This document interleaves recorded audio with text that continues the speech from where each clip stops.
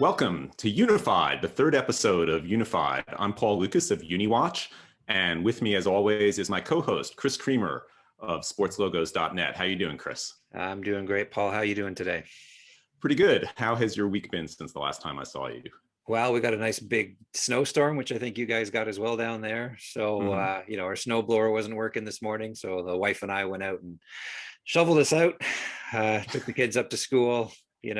We're Canadian. We can handle it. It's no big deal, but still it's happening. How about you? Do you have to shovel at all? I am a renter, so my landlord shovel happily. But we haven't been snowed in too bad this last storm. What I did get to do this past Sunday night, for the first time in a couple of years, I went curling. And as you know, I've been curling for about 10 years, but I had stopped for a couple of years for a variety of reasons. And then an old teammate of mine had somebody had to skip out and couldn't make it to their match, so he needed a sub. That was a curling pun.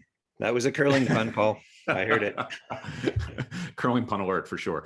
And I got to tell you, it's like riding a bike, man. It was great being back on the ice and throwing the rock. And there's a few pandemic accommodations that had to be made. Like normally you have two people sweeping each rock. Now you only have one, at least in our curling club. And everyone had a mask, of course, and all of that. But even the pandemic can't stop curling. So that was kind of cool.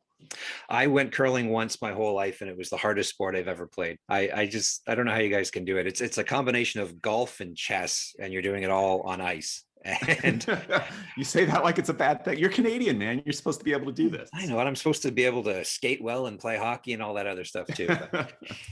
Sometimes stereotypes aren't accurate. So let's talk about some uniform news that's been in the news since the last time we talked. And the most interesting thing from my perspective is that in the NHL, the Vegas Golden Knights, in a surprise move, which wasn't announced ahead of time, which is really rare in today's uniform world, they brought out these metallic gold helmets.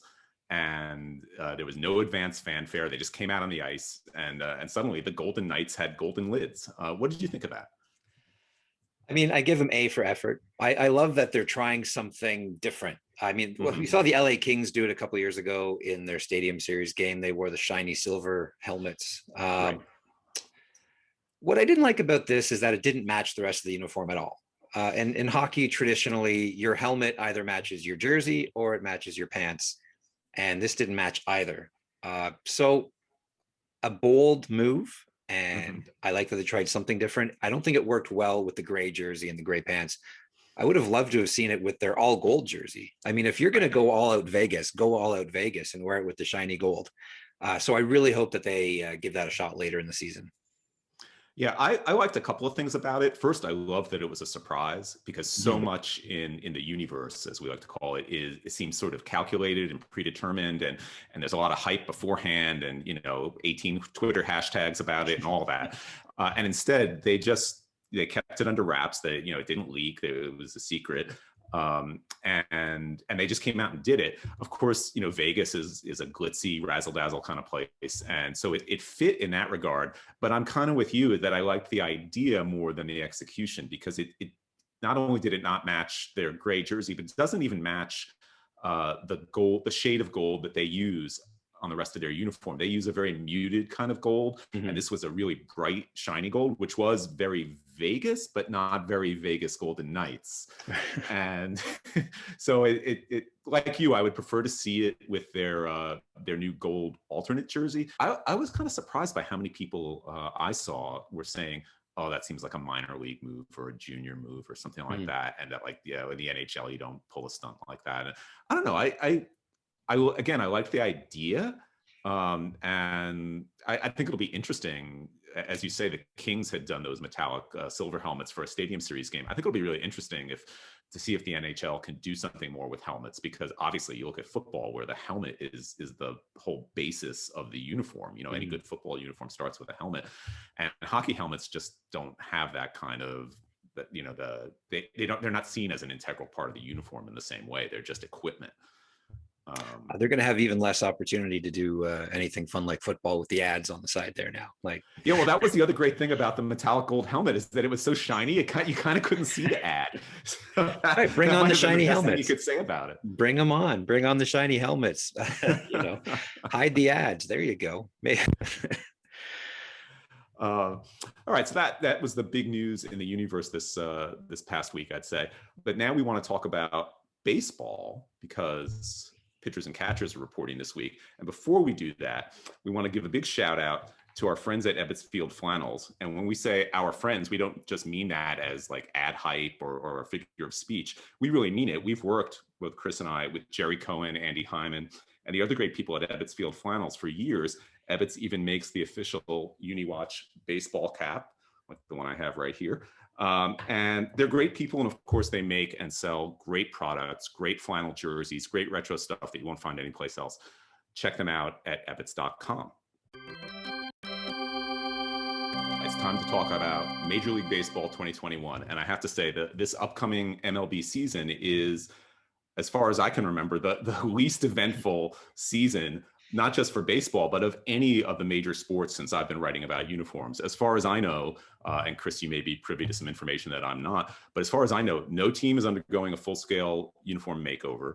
No team is introducing even an alternate jersey or even an alternate cap. And I don't think that's ever happened in the 20-odd years I've been writing about uniforms. How about you? I haven't heard anything.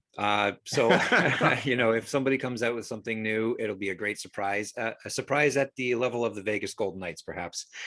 I really hope something happens. Now, there is one little minor change, right? Like we can't ignore. Well, there's lots of patches and things which we're gonna go through all those.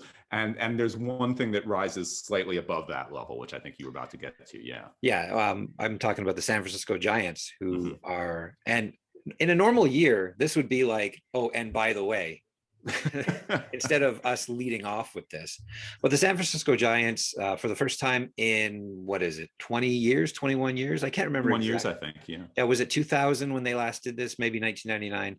I think when they moved into their, whatever their stadium is currently called, let's call it New Candlestick. They're adding names to the back of their home jerseys, just the home jerseys. Yes. Right, because both their primary homes and their home alternates. Okay.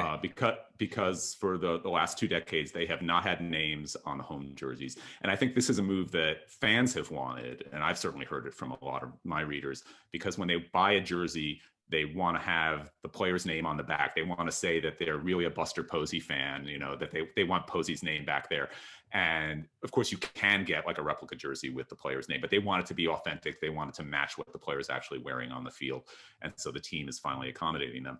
And that will now leave the Yankees, who of course don't wear player names on any of their jerseys, and the Red Sox, who up until now, the Giants were doing the same thing as the Red Sox, not having the names at home, as the only teams that have any jerseys without the names. And I guess, do the Mariners have a home alternate without names?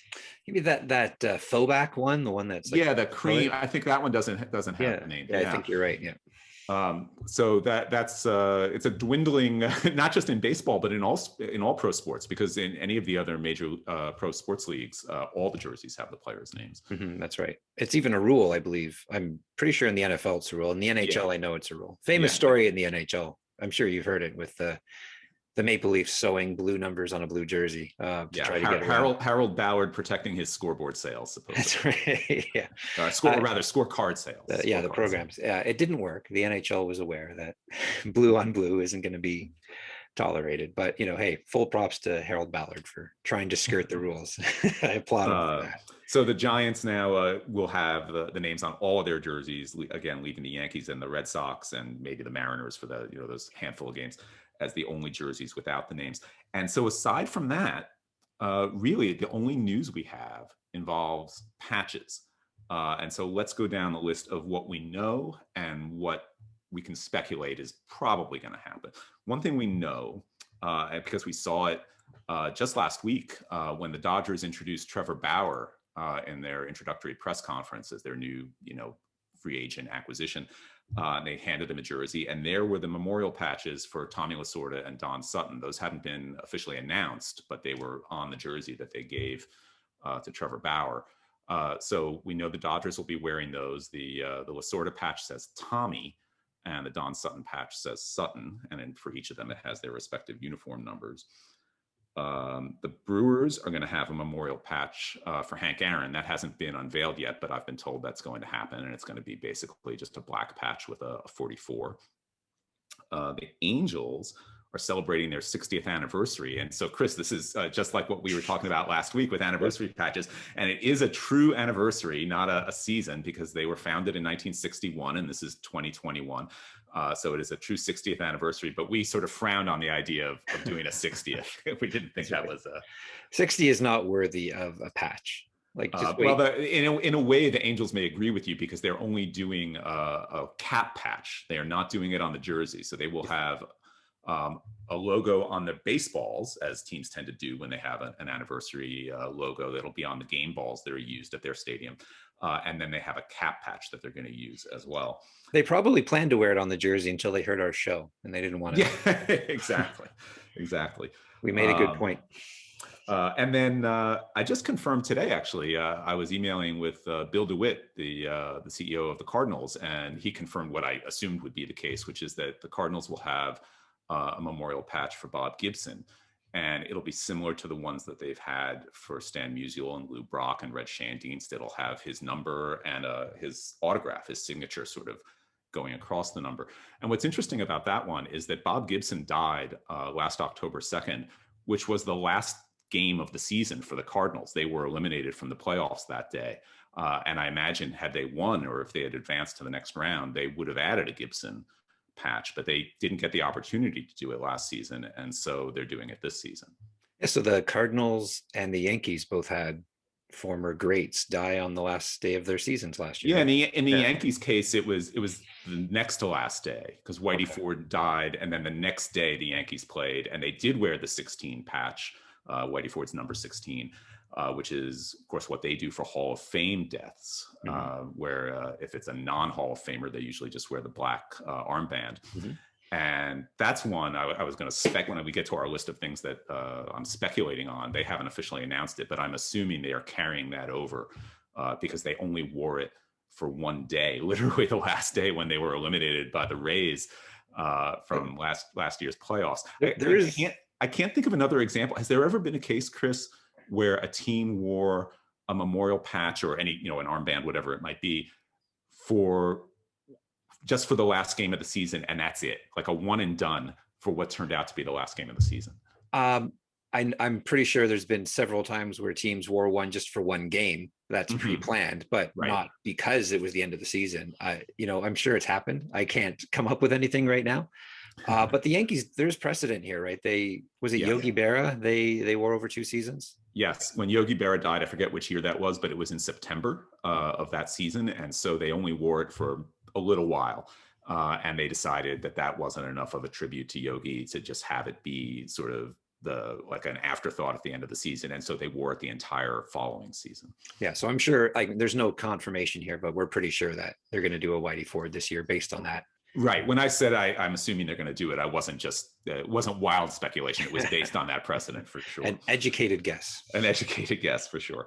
Another interesting patch situation, and again involving memorial patches, is in Atlanta, where the Braves have on one sleeve their 150th anniversary patch. And again, this is a true anniversary. It goes back to 1871 when they were the Boston Braves.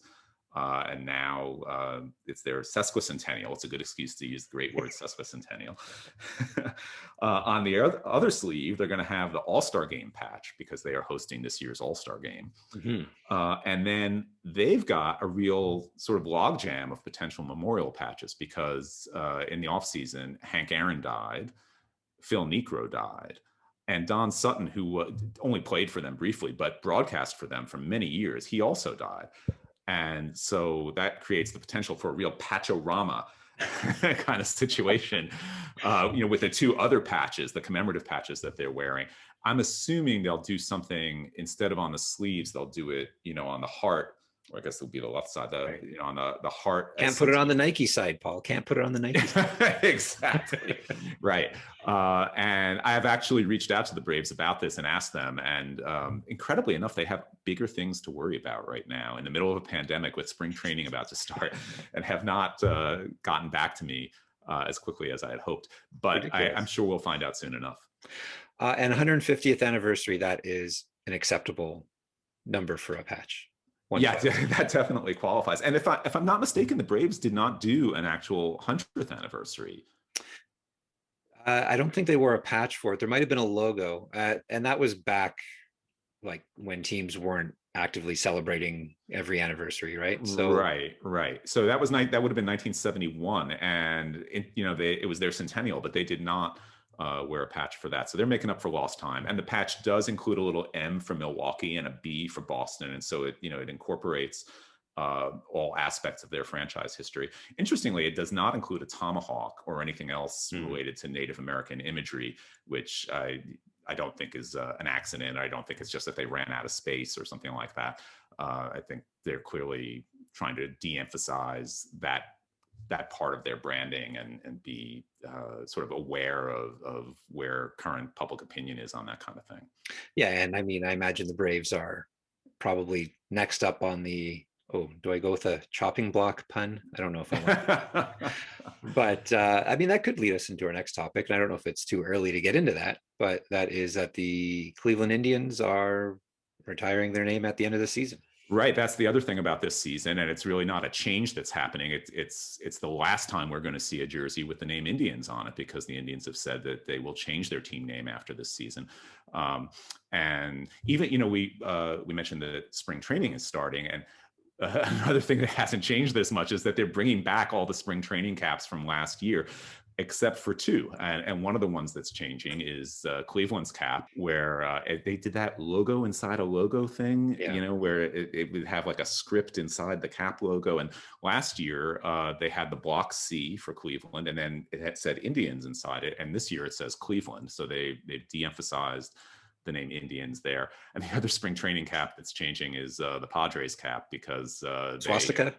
They inadvertently came up with a design last year that looked a bit like a swastika. So they've gone with something a little less complicated, a little more idiot proof this year. It sounds like a controversy that, if we were doing a satire of of uniform news in a movie. So the Padres had to eliminate their uniform because a swastika was featured in their jersey. Yeah, I mean, it was obviously not intentional, but I mean, what it really showed is that those spring training cap designs, those logo designs from last year, were just too busy. They were not well conceived. They had too much going on, and that if you look at them the wrong way, you can sort of see all sorts of stuff going on in there. And so the Indians and the Padres have changed their spring training caps. All the other teams have kept theirs. And that change by the Indians is one of several ways they'll be de-emphasizing their Indians brand this year. And presumably next season, we're either going to see a new team name, or they're going to go the Washington football team route and call themselves the Cleveland baseball team. And there's a lot of chatter about whether they should be called the Spiders or the Municipals or whatever. And we can get into that another time maybe, but it's, for better or worse, this is the last season we'll see the name Indians on a jersey. Yeah. In use since 1915, I believe. So something like that. For over 100 years, 106 years. A long time coming. And I don't know if you want to get into it today, but the whole history of how they picked that name and how it's been said to have been in honor of, now I'm going to butcher this pronunciation. Is it Sokolexis? Louis Sox? Yeah, Sokolexis. Sokolexis. But that's been pretty much debunked. Yeah, I mean, you go back and read any newspaper article from 1915, and there's not a single mention of Sokolexis in any of the articles. So, I mean, it makes a good story after the fact, but it certainly wasn't the intention at the time. So, yeah, debunked. Debunked. So those are the changes we know about. Those are the ones that have either been announced or that have been confirmed in one way or another. And then there are a few things that I think we can, as you say, make an educated guess about, or at least worth discussing. One is that there's been a lot of chatter on social media involving Steve Cohen, the new owner of the Mets, possibly wanting to bring back the Mets black jerseys.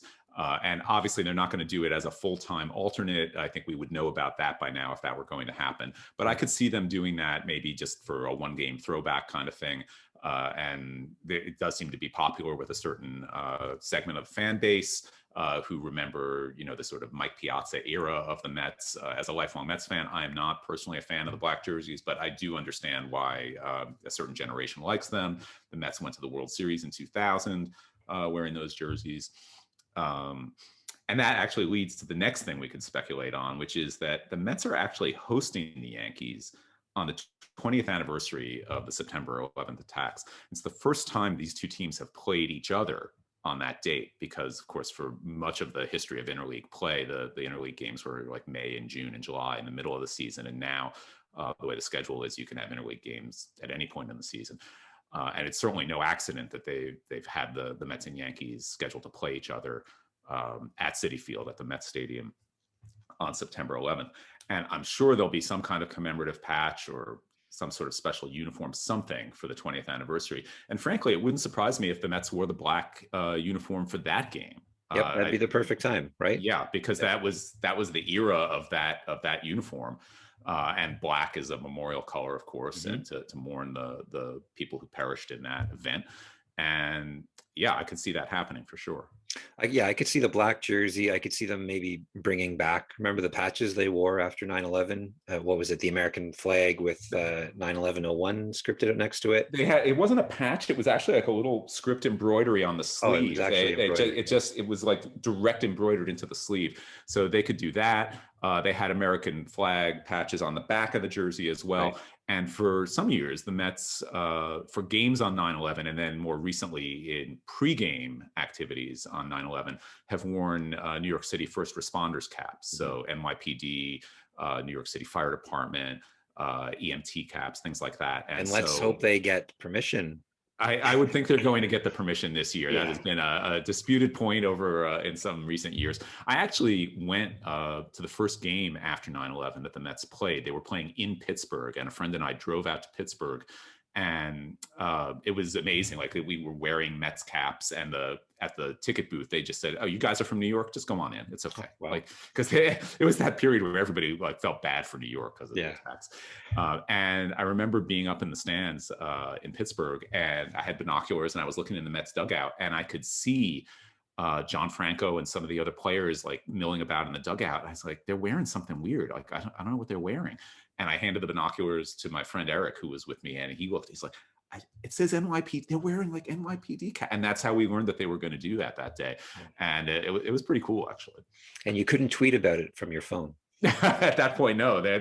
Thankfully, Twitter did not yet exist at that point. But it was a moving experience to be there, and they even had all these people were signing banners that were going to be sent back to New York City, and they said like, "Pittsburgh loves New York. Pirates fans love New York," and we signed "Mets fans from New York love New York." I'd hope so. Up here, it was a little different, right? Because it's a different country, but we still had our sympathies with the U.S. And I could certainly tell you that it was sort of the most USA feeling we ever had in Canada up here. That might be a low bar. I don't know. Well, years of friendly rivalry, right? But they played "God Bless America" during the seventh inning stretch up here, USA flags on the back of the jerseys, moments of silence before every game.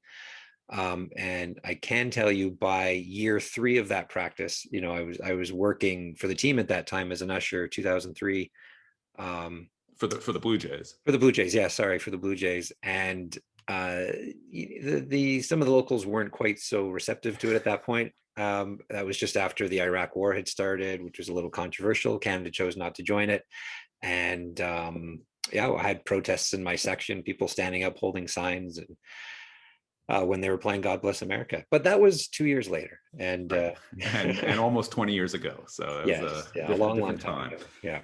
The last thing I'll speculate about for uniform changes is that we haven't heard anything yet about memorial patches for Joe Morgan and Dick Allen, a Hall of Famer and someone who really should be a Hall of Famer. And for Joe Morgan, I have to believe the Reds are going to wear something, and probably the Astros too. And for Dick Allen, again, I think multiple teams, probably the Phillies and the White Sox, will likely wear memorial patches. So that would be the last thing I would speculate about. We haven't heard any. This isn't really speculation. I think we can probably take it as a given that there'll be some sort of holiday uniforms, as there have been for many years. Have you heard anything about that? What's going on? I've heard nothing. It's been such an odd off season. Usually by now I know every single change that's coming. This year I've heard nothing. I'm sure. What I do wonder is if it's a pandemic related thing, or if it's the switch to Nike coming up, like the full over switch to Nike, and maybe they're trying to keep things, simple this year. Maybe a combination of both. I'm not really sure. I remember hearing last year, and this was before the pandemic really hit, was that last year would be the sort of placeholder year, and this year would be like the full on, like Nike really stirs the pot a lot, but that doesn't seem to be the case. No, well, because last year they still, had some, the Brewers, the Padres, we had some complete makeovers.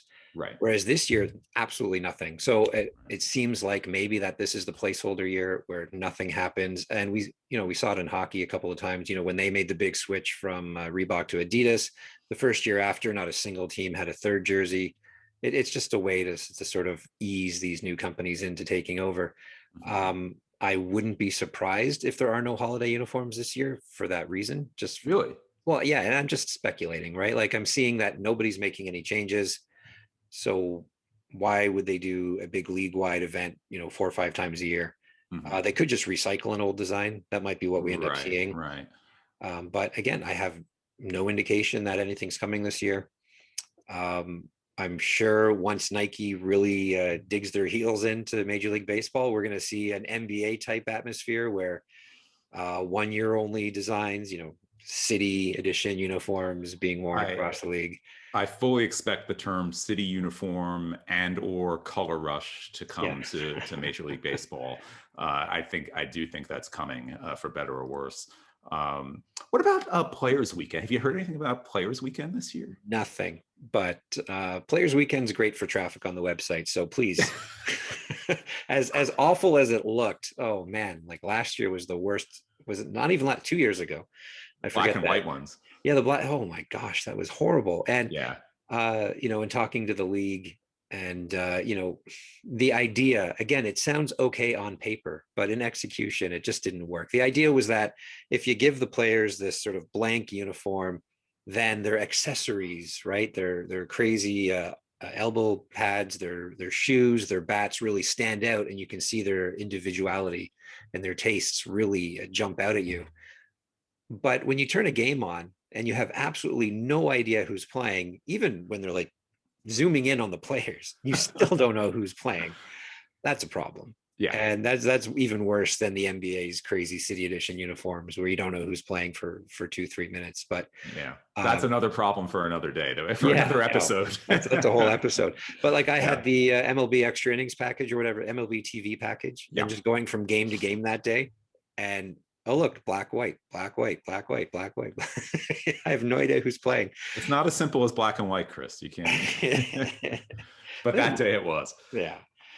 I'm just going to finish up by saying, I think we're going to see something like that maybe next year. And hopefully it's better than the black and white. What I'd love to see is if they did like Players Weekend and it's all like throwback uniforms across the league. I think that'd be amazing. Right. Or like a throwback Thursday thing. Or why not? Jackie Robinson Day is on a Thursday this year, which traditionally is a day when not many teams play. It's like a travel day or a getaway day. And this year I looked it up. There's about 20 teams playing, about 10 games. So that's not bad. Many of them, because it's Thursday and getaway day, many of them are in the afternoon. So that's kind of cool because Jackie sort of has that throwback feel to it. What do you think about Jackie Day? Do you like everybody wearing 42 and not having the names on so that basically you can't tell who's who and all that? I can't argue with the symbolism behind it, right? It's an amazing tribute. I can't find I could be picky and say, I like seeing players wear their own numbers and name on the back, but for one day only, I think it's fine. They sell game used jerseys from that day. I'd probably be less likely to buy a player I like because it could be anybody's. Yeah, just give me a bench guy. I don't care. But because they all literally look the same. I do like that they added the patches to the jerseys, and in recent years they've They've now made them the proper team colors. And in the most recent year, they even put the proper team font for the number on the sleeve.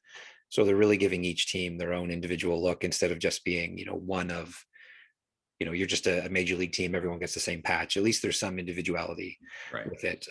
But yeah, the overall practice of it, I love it because it's impossible to ignore that something special is happening today. And it's impossible not to sort of recognize the importance of Jackie Robinson when you're watching a game on Jackie Robinson Day. Right. I love Jackie Day. I think, to me, it's like Bud Selig's one undeniably positive legacy. The one really good thing he did. And I hope they keep it up. I really enjoy it. I'm sure they will, right? They have to, right? I always get a kick of going to the individual team websites and you click on the roster and it just, normally where it lists everybody by number and it just says 42. And for some reason I get a kick out of that. And if you play for our younger listeners out there, if you play the MLB The Show video game on Jackie Robinson Day, all the players have number 42. I did not know that. Little Easter eggs that they throw in. It's nice. All right. We had talked about this beforehand. There are so few changes this year, aside from these patches we just ran through. What would we change if we could? I was thinking maybe we could go division by division. We'd each pick one thing from each division so that we don't, because we could spend a long time here if we chose to. Let's each pick one thing that we would change for each division. Okay. Why don't you go first for the American League East? Sure. And by the way, AL East is the traditional starting division whenever you talk about baseball. You always start AL East and end NL West. I don't know why. I as a National League fan, I like to start NL East, but I figured, I was deferring to you because you're an American League fan. You're a Blue Jays fan. So I thought we'd start with the AL future American League East team right here. Speaking of the Tampa Bay Rays, if I was to change one AL East team, and it's not that their set is terrible, I just think that it could be more exciting. I mean, a team named after now they're named after the rays of the sun, at least so they say. And they do have a little bit of yellow in there. I wish they would really crank up the yellow a little bit. It's such a color that's underused in baseball, despite the fact that you see it everywhere behind me right now. I'm now realizing halfway through that point that maybe it's not so underused, but no one really uses it as like, we have a yellow jersey. The A's did it a few times. The Pirates used to do it. I would love to see a yellow Tampa Bay Rays jersey. I would love to see Tampa Bay on their road jersey. They have 4 jerseys that all have the exact same chest insignia. Why? It's unbelievable. Like, come on, guys. It just looks like someone was out there with a rubber stamp going like Rays, like on each jersey. Like, vary it up a little. Hey, well, don't forget, for a few years, the size of the sunburst was a little bit different on one of those jerseys. Yeah. They really spiced things up, Paul. So that would have been my choice for the American League East too. But since you took it, I will say the one thing I would fix about the American League East is the Orioles have an upside down apostrophe in their O's logo that has been driving me bananas for years now. And it's this little thing. But it is like one of their primary logos and it's on one of their caps. And it is literally an upside down apostrophe. It's like, it's a punctuation mark that does not exist in real life except on this Orioles cap. And I don't know why they designed it that way after it was pointed out by many people, not just by me. I don't know why they left it that way, but it is like, if you're into the, the little details, and I think it's probably safe to say that most people who are listening to this podcast are into those sorts of details. It just drives me nuts. And so that I like the whole universe would come slightly more back into alignment if they would fix that. And I don't mean just the universe. I mean literally the cosmos. I think you're right. That's why the world is so messed up this year, is because the Orioles apostrophe. But if they did fix it, Paul, what would drive you nuts after that? I guess we can go to the American League Central, and I would say, this is going to sound sort of contrary or counterintuitive based on what I just said, but I kind of miss when the Tigers had the separate D logos on the cap and the jersey. And of course it was inconsistent and it didn't make any sense. And it goes back to the time when they had different cap and jersey suppliers and they got out of sync somehow. And there was different artwork and one, the left hand didn't know what the right hand was doing and that kind of thing. And they kept it that way for a long time, and then a few years ago they decided to make them consistent, and they changed the jersey logo to match the cap logo. And I kind of missed it was wrong, like in the technical sense of branding. Like no one would set it up that way. You would never design a team that way. But it was kind of a nice reminder that human beings do this. It was a historical relic of a human mistake, and it was okay. Like it wasn't like the Orioles thing where where they invented a new mark of punctuation out of whole cloth. It was just a minor inconsistency. I always found it sort of endearing, and I miss it, and I wish they'd bring it back. Yeah, that's not my answer, but I kind of do miss those little things. And they're things that we could also point out to people as interesting uniform related notes. Like, did you ever notice the Tigers logo doesn't match the cap? We can still do that with the Yankees. Right. So we still have something to talk about at parties. If there was such a thing as a party. I wrote down the Minnesota Twins, and I hated them at the time, but now that I see the Padres doing it again, the pinstripes on the road uniforms. Like I said, I really hated that look back. They wore them up till I want to say 2010, 2011 or so.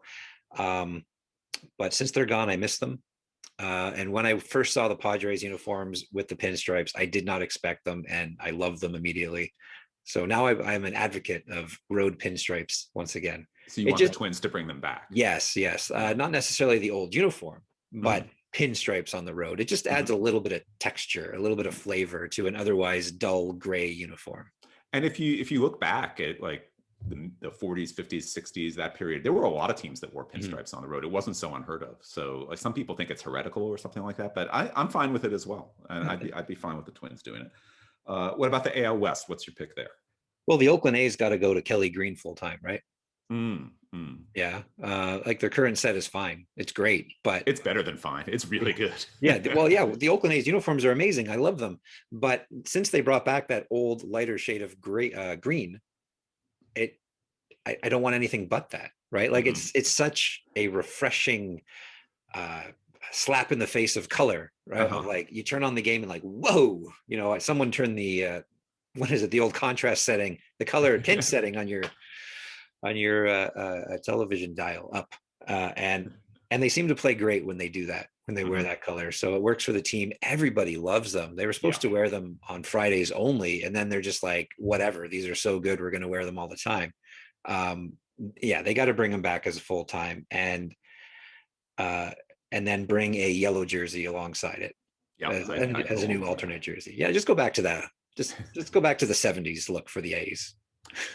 My pick for the AL West is the Astros. Like this is a team that in its uniform history has some of the greatest and really like most like swinging, like most pizzazz loaded jerseys in baseball history. They had the shooting star, they had the tequila sunrise rainbow, and they just have this plain Astros chest lettering. To me, it's like, come on, man. Like you've got an aesthetic heritage where you could really jazz it up a lot more. Also, when it has the word Astros, not Houston for their road uniforms, but for the home uniform, it's off center. It leans to one side, and once you see it, you can't unsee it. It's like an unbalanced, like it looks like the player is going to fall over or something. It's just not a good look. And I know you can make all sorts of jokes. Oh, they can replace it with a trash can with somebody banging on it, blah blah blah. But they got to jazz it up a little more. Moving on to the National League East, I would say that the Phillies should make that solid maroon Saturday night special. I think they should bring it back full time as a Saturday uniform. I loved when they brought it back last year as a one-time Saturday. It was like saluting the infamous game where they wore it that one time back in the 70s. And I think it's a good look, and people miss the maroon. Maroon isn't their main color anymore. They have that lighter shade of red. Yeah. And I would love to see the Saturday night specials be their Saturday night special uniform on a regular basis, as it was intended to be originally. And they cut the experiment short because people ridiculed it and they lost that game big. But I would say do it full time, man. Like go all in. Now, when they wore them again as a throwback, didn't they get smoked in that game? I think that's that. I think over several different decades, the Saturday night specials are 0-2, but that's a very small sample size. Chris. That's one way to spin it. Another way to spin it is over the course of 4 decades, they've never won a game while wearing it. But now, a very small sample size. You'd bring back the maroon pants as well. Like you go. Yeah. The solid maroon. Yeah. I don't like that look, but it's fun. I did have the Phillies down as well, and I went in a slightly different direction because I do love their current set. Mm-hmm. And I think what I would change, and people are going to hate me for this, is to get rid of their throwback uniform, simply because it doesn't match the rest of their set. And I like a uniform set that matches across the board. And you have, the home and the road uniform and their red. I guess it's an alternate uniform. I'm not sure. They all match perfectly. And then you have this powder blue throwback uniform. So I would say either go back to that set full time or create a powder blue version of their current uniform. Oh, interesting. And I think that would look good. Now I did that as part of I did an April Fool's Day prank a few years ago. When April Fool's Day fell on Easter Sunday, I said, oh, MLB is going to have all teams wear pastel colors. I fooled a few media guys too. They reported on it seriously, which is always the goal. April Fool's Day this year is opening day. Perfect. I better start working on something. I always have a few bonanza. But for the Phillies, I put them in a powder blue pastel in that current set, and I thought it looked amazing. It looked like something that they would realistically wear, and that might have been why it fooled a lot of people. But that's what I would do. Another change I would make is the Miami Marlins. I hate the black on black on that alternate jersey they have, and for a team with such a fun, colorful history to lean on the black so much, right? Yeah. Their home uniform is black and white, their road uniform is black and gray, and their alternate uniform is black and black. They have like coral as an alternate color. They have like a tealy blue as an alternate color, and they have been reduced to little trim colors that nobody can see. Yeah, it's like it's illegible. They don't have the team name on either their home or road jerseys. That's right. It says Miami. It says Marlins on the alternate jersey. Yeah. I think that's a team where they have to blow it up and start over, I think. I don't mind the logo, and I think they can do something with what they have. They're just going in the wrong direction with what they have. I think everybody can agree that they need to have an alternate jersey that's that blue tealy color with Marlins across the front. I think that would look amazing. They wore it in spring training or batting practice for a while there, and it was easily their best uniform, and it's not even one of their uniforms. So I have 2 for NL East, right? So yeah, Marlins and Phillies. But I think Marlins is more important than Phillies there. You're right. Actually, I should have chosen the Marlins instead of the Phillies. In the NL Central, I'm picking the Reds. I think that's another team that kind of needs to blow it up and start it, or at least have a serious overhaul. First, they need to get rid of the black, like all the black drop shadows, like black trim, black alternate. Like you're the Reds, you're not the Blacks. Like that, it just hasn't worked. And that font that they use, like the number font and the font for the player names on the back, is a disaster. And like you had Big Red Machine. Like just go back to something closer. It can be an updated Big Red Machine, but what they've got going on now doesn't work. The drop shadow, it's very clunky typography, and it's made to look even more clunky by the black drop shadows. Yeah, they're playing up their history, right? As sort of baseball's first professional team. I guess it's supposed to be a retro font or something like that. It's supposed to look like something that may have existed, certainly not on a baseball uniform, but like perhaps on signage in 1869. They're really diving hard into that part of their history rather than say their successful run in the 1970s. Yeah, just let the players have like long mustaches with like wax, mustachio curls at the end if they want to lean on the 1860s thing. But it does, what they're doing now with the uniforms, for me, doesn't work. What about for you in the NL Central? Well, the NL Central was tough because I find that most of the uniforms are great in the NL Central, especially now that the Brewers have changed. Not that the old Brewers look was bad, but there was a better option for the Brewers than what they had. So with a gun to my head, Paul, because you forced me to pick one, the Pirates, and they have 3 or 4 alternate caps now, which is basically the exact same cap over and over again with a different colored outline around the P. with that weird corner of the P that bothers you so much. Yeah, yeah. And they have two black alternate jerseys too. Does Yeah, anyone two need black. two? It's why. And then so they have the one cap that has the traditional P, the yellow P, which sounds ridiculous. Hold on. And the the one alternate cap with a white outline, and then another alternate cap, same color, but now a gold outline. Why are we doing this? Right? Right. Like let's go with a gold cap. Let's, tap in, just like you said with the Reds, let's tap into that 70s, that magic of the Pirate 70s. Get a yellow jersey. This is what, the second or third time I've said get a yellow jersey. Get a yellow jersey, get a black jersey, a white and a gray. There's your four jerseys. You're all set. Do I want to say pinstripes on the home jersey? Maybe, maybe not. I do love that they brought back the scripted Pittsburgh road. Yeah, I like that too. That Although was the so way much it breaks across the placket of the jersey is a little weird. But in general, yeah, I agree. I would if they had to keep one black jersey, I would prefer that they keep that one. Yeah. And the NL West. This is an easy one in my opinion. Well, okay. So I'm going to say it right now. You're not allowed to pick Colorado. No, I'm not gonna do the purple thing. I know everyone's expecting me to do the purple thing.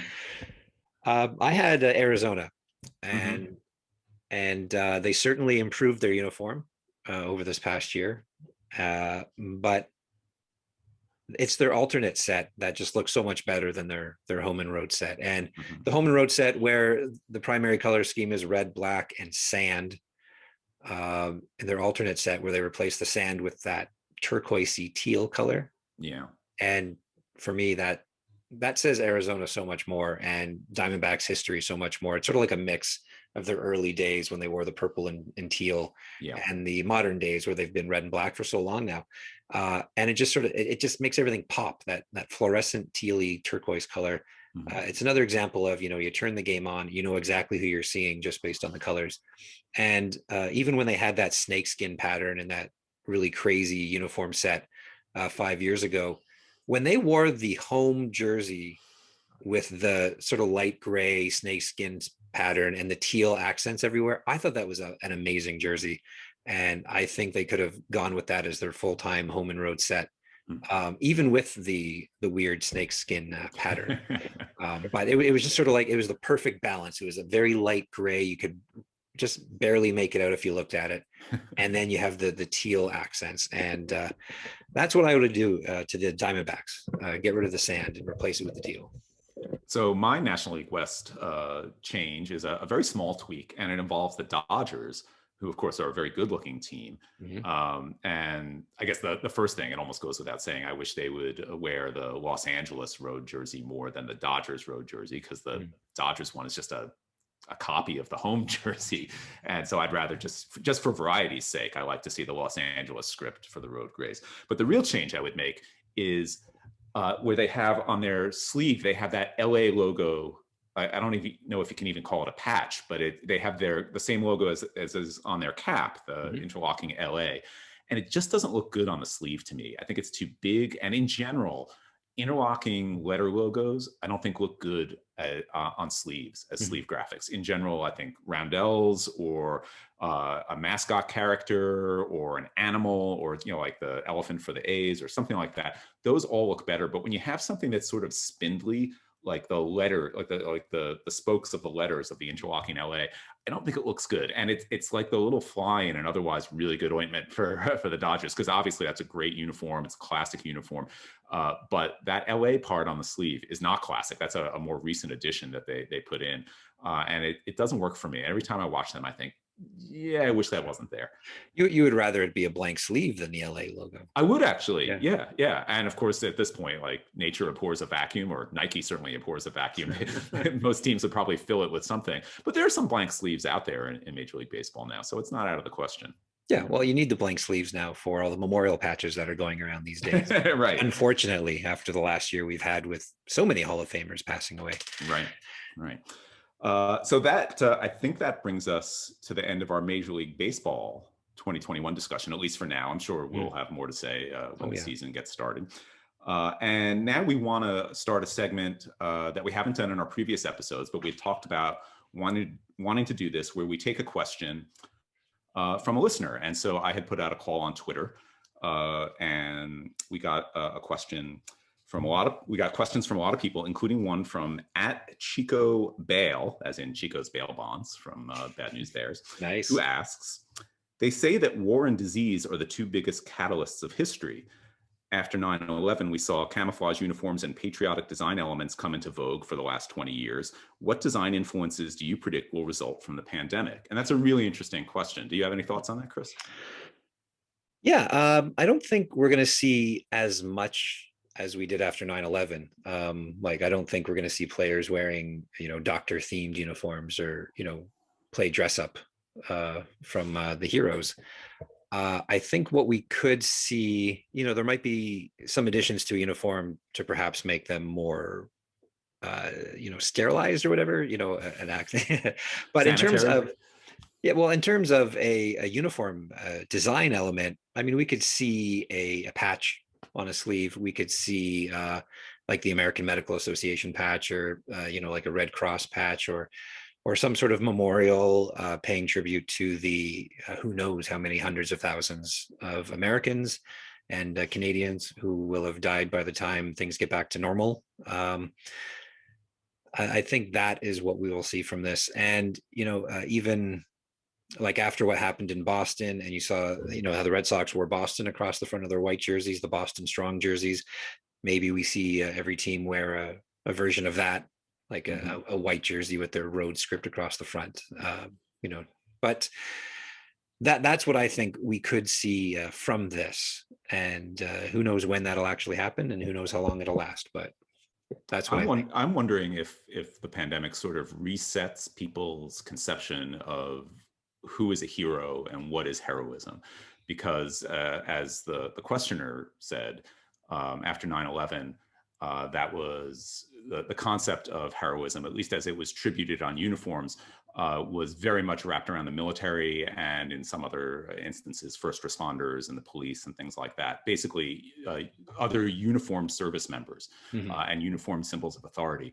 And I'm wondering now, because I think as a society, we are recognizing that there are a lot of other everyday heroes, not just doctors at the front line of fighting the pandemic, but also teachers, even grocery workers, people who've really put themselves in harm's way, literally, to keep us fed, to keep us healthy, and to keep the wheels turning at least a little bit, as much as possible under the difficult conditions we're living under. And I would love to see if uniforms, if they are going to keep saluting heroes, I'd love to see that concept of heroism expanded so that it does include teachers and other people that have not usually been thought of in that category, the category of heroism. And I think that's an interesting sort of possibility or opportunity for the uniform world to take as a result of the pandemic. It's a great answer, Paul. And I'm glad you were able to wrap up the show with that, because you send us home with a good answer. Shall I read out the credits? Yeah, so I think that's a wrap. So why don't you bring us home? This is my first time reading the credits. I'm very excited, Paul. Thank you. Let's see. Unified is a joint. Do I say Uniwatch first or SportsLogos.net first? However you want to say. Maybe on my days I do SportsLogos. No. Unified is a joint production of Uniwatch and SportsLogos.net. Our producer editor is Chris Fraderigo. Technical assistance from John Ekdahl and Charlie Cook. Show notes for this episode are available on our website, unified.show. You can follow us on Twitter at UnifiedCast. And if you're listening to us on audio, you can also see video versions of our episodes at youtube.com/sportslogos. The animated logo at the start of this video was done by Michael Princip. The unified logo that appears at the end of the animation is by Joe Hillsberg.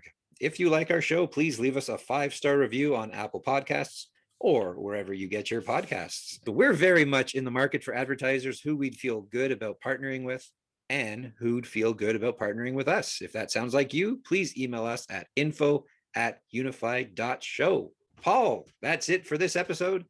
Stay well, and we'll see you next week. Bye-bye, everybody. Good, Chris. Take care.